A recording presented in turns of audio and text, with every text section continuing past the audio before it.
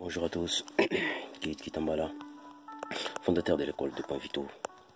Bienvenue à tous les nouveaux. J'espère qu'à la fin de cette vidéo, vous n'en sortirez pas mais bredouilles. Merci aux anciens, vous êtes très appréciés. Aujourd'hui, c'est la 7e loi du pouvoir d'esprit. 7e loi du pouvoir d'esprit. Allez réveiller les voisins, dites-lui que la 7e loi du pouvoir d'esprit est déjà dispo. Laissez le travail aux autres, mais recueillez-en les lauriers. Je répète, 7e loi du pouvoir d'esprit. Laissez le travail aux autres, mais recueillez-en les lauriers. Utilisez la sagesse, les savoirs et le travail des autres. Utilisez-les. Faites en sorte que vous soyez à mesure d'utiliser la sagesse, le travail, les savoir-faire ou les savoir-être des autres pour faire avancer votre propre cause. Non, c'est parce que quand vous utilisez ça, non seulement cette aide vous fera gagner une énergie et un temps précieux, mais elle vous conférera une aura quasi divine d'efficacité et de diligence. Parce qu'à la fin, vos collaborateurs seront oubliés et on se souviendra que de vous. Ne faites jamais ce que les autres peuvent faire à votre place. C'est une erreur, c'est une bêtise. Ne le faites pas. Bon, attendez. Vous savez, il était une fois la tortille, l'éléphant et l'hippopotame. Ah, c'est une histoire, beaucoup la connaissent. Un jour, la tortille rencontra l'éléphant et qui lui barille le chemin. Fais-moi place, chétif, créature, ou je t'écrase carrément. La tortille, nullement effrayée, ne bougeant pas, et l'éléphant lui marchant d'ici directement.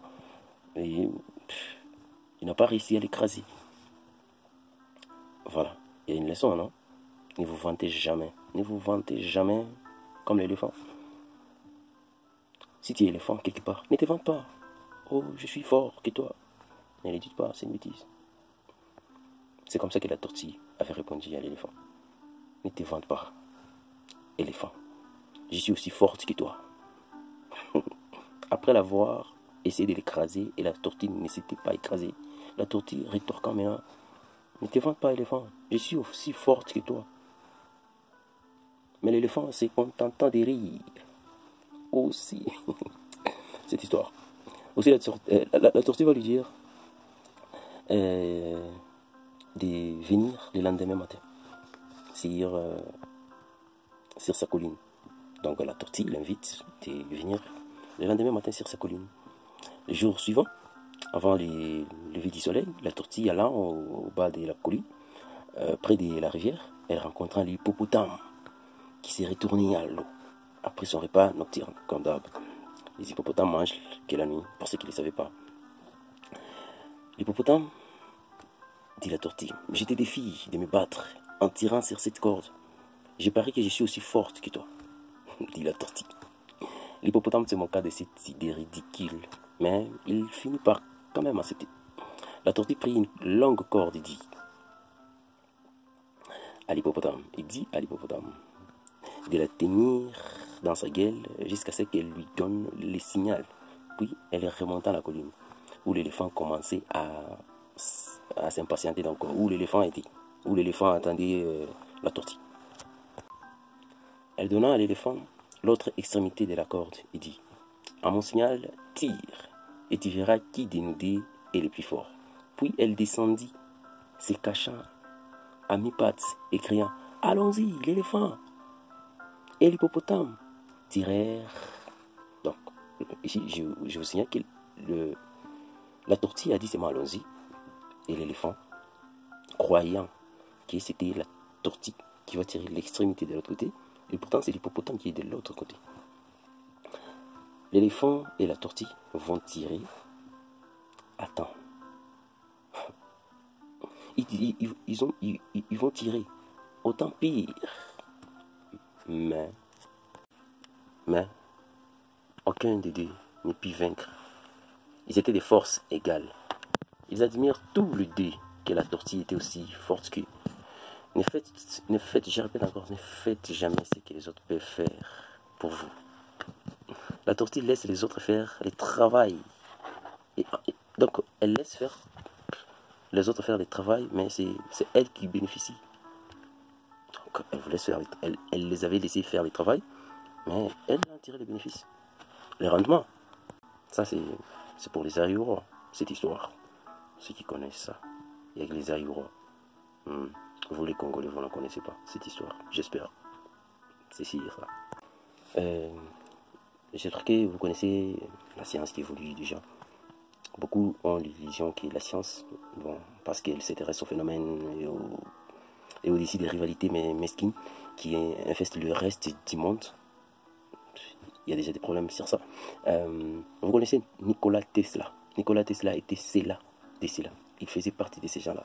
Il croyait que la science n'avait rien à voir avec la politique et affichait un certain mépris.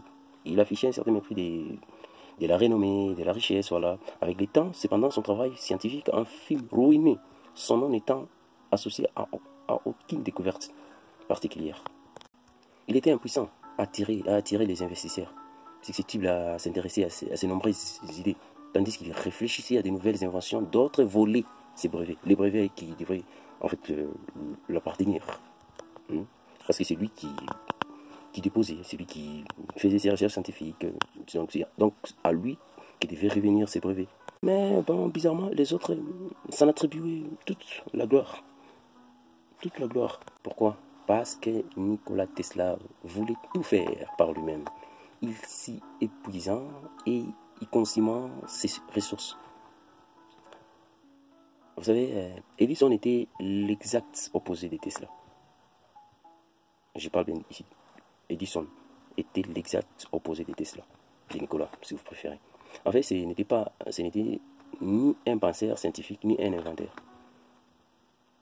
Quel besoin avait-il d'être mathématicien, déclare-t-il un jour? Il pourrait toujours engager. Quelle était sa méthode? En réalité, c'était un homme d'affaires et un excellent publicitaire, capable de repérer les mots, les opportunités du moment, puis s'engager, il pouvait engager les meilleurs spécialistes pour faire le travail à sa place. Si nécessaire, il le prenait à ses rivaux. Pourtant, son nom est beaucoup plus connu que celui de Nikola Tesla et reste associé à plus de découvertes que lui. Et même quand je parle là de Tesla, il y a ceux qui vont suivre cette vidéo qui ne connaissent pas Nikola Tesla, mais qui connaissent sûrement Edison, parce qu'il a créé l'ampoule, voilà. Mais Tesla, il fabrique des voitures électriques. Vous savez qu'il existe des voitures électriques, hein? Oui, c'est lui. Un philosophe chinois avait dit, je paraphrase, certes, si le chasseur prend un char à 6 chevaux et confie cela, donc je répète, un philosophe, ici je parle d'un philosophe chinois qui avait dit que si le chasseur prend un char et confie cela à Wang Liang, je crois Wang Liang c'est un spécialiste des conducteurs de chars, il rattrape facilement le gibier, le plus rapide. Mais sans, si les chasseurs n'a ni les chars, ni Wang Liang, il aura beau courir aussi vite que les loups Ji. Tu connais les loups Ji? Ah, allez vérifier. Et il aura beau courir aussi vite que les loups Ji, il ne pourra jamais attraper ses proies à la course. En fait, avec des beaux chevaux et un beau char, le moindre malin, le premier suyon venu peuvent remporter du gibier. Utilisez votre cerveau. Vous savez, je n'étais pas en train ici de vanter Edison. Thomas Edison, il est sermonné dans les années 1847, quelque chose comme ça, et il est mort dans les années 1930 quelques, 1930 quelques, comme ça. Bon, c'est pas notre problème. Qu'est-ce qu'il avait dit? Il avait dit que le vol est courant dans les commerces et l'industrie. Le vol est courant.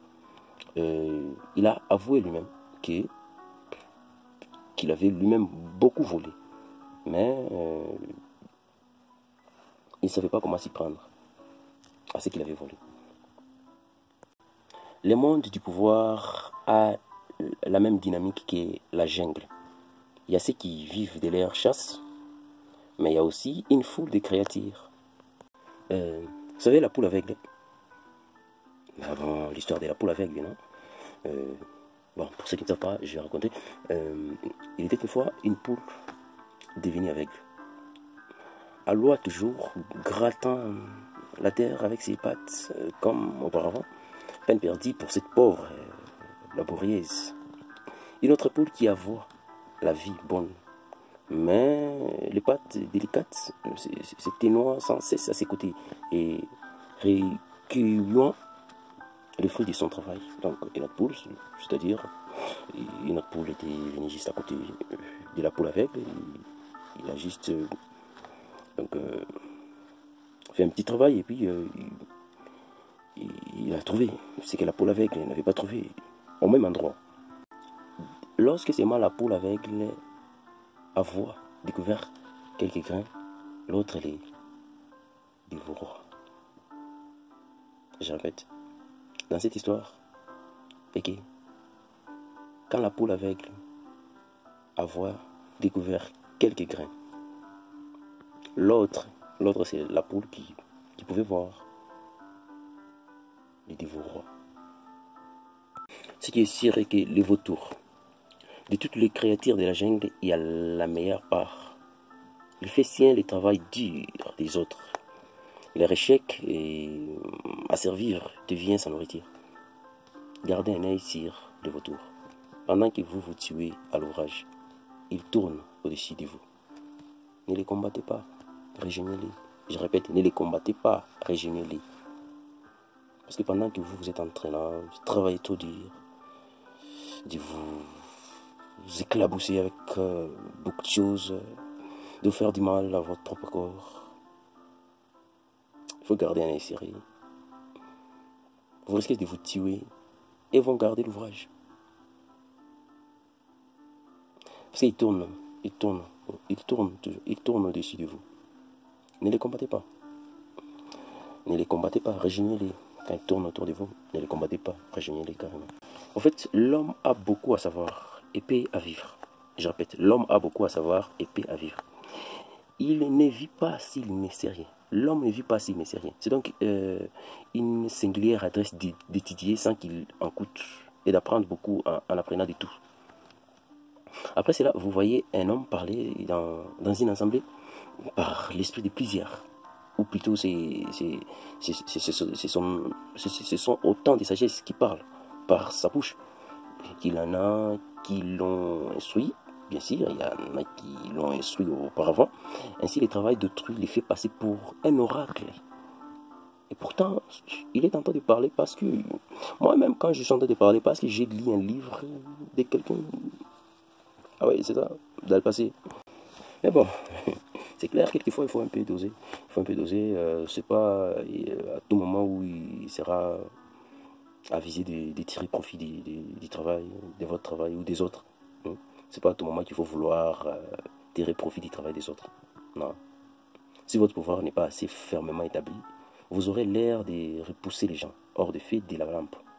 Pour être un brillant exploiteur des talents, votre position d'être inébranlable, où vous serez accusé d'escroquerie. Vous devez avoir une position inébranlable. Sinon, on dirait que vous êtes un escroc. Un escroc d'idées, un escroc de ceci. On dit comment dans des travails en tout cas, quelque part là, j'ai entendu parler de ndenga. On a couru en ndenga. C'est-à-dire que toi tu ne travailles pas, tu laisses les autres travailler. Les autres travaillent, toi tu ne travailles pas. Voilà. Donc on a couru en ndenga. C'est un soir bon, c'est-à-dire tu gèles et les autres travaillent. Comme dans une société, tout le monde au four et au moulin, toi tu gèles un peu, c'est ça. On a couru en ndenga. Voilà pourquoi il faut savoir reconnaître quand il faut laisser aux autres une part des bénéfices. Mais il faut ne pas se montrer trop vite quand on a un maître au-dessus de soi. La visite historique du président Richard Nixon, vous le connaissez, non? En République populaire de Chine.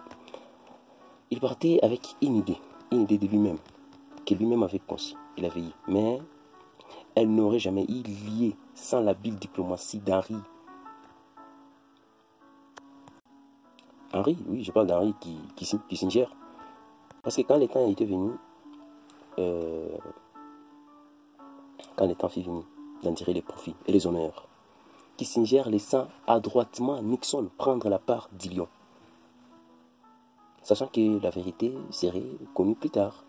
et se gardant de mettre en péril sa réputation à court terme, en accaparant l'effet de la rap, Kissinger joua ainsi magistralement à sa part, et se laissant féliciter par ses subalternes tout en laissant à ses supérieurs les honneurs de ses propres travaux, bien sûr. C'est ainsi que le jeu doit être joué. Devenez des Kissinger, dans tout en tout cas. Devenez des Kissinger, en tout, je le répète. Devenez-les. Votre part, en rêvant. Mais bon, si vous pensez que c'est inébranlable et que vous pouvez laisser les autres travailler à votre place et qu'on ne va pas vous démasquer et vous traiter d'escrocs,